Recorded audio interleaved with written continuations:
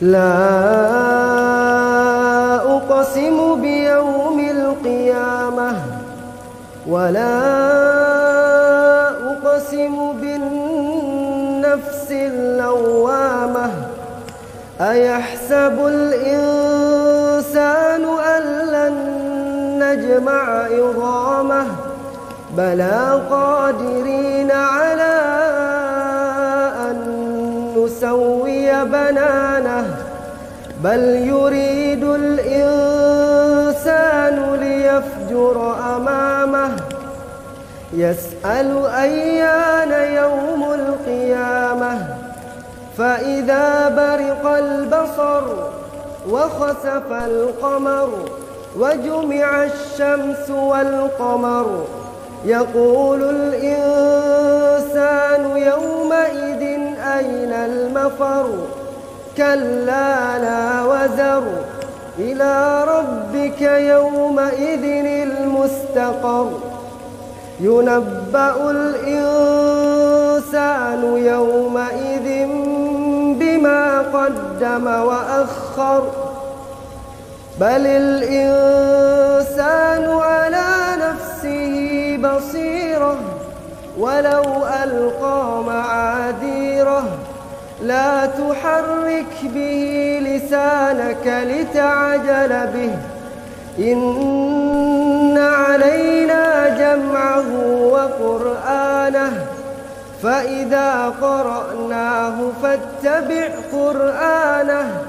ثم إن علينا بيانه كلا بل تحبون العاجلة وتذرون الآخرة وجوه يومئذ ناظرة إلى ربها ناظرة ووجوه يومئذ باسرة تظن أن يفعل بها فاقرة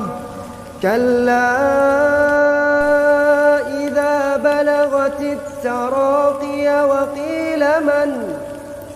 راق وظن أنه الفراق والتفت الساق بالساق إلى ربك يومئذ المساق فلا صدق ولا صلى ولكن كذب وتولى ثم ذهب إلى أهله يتمطى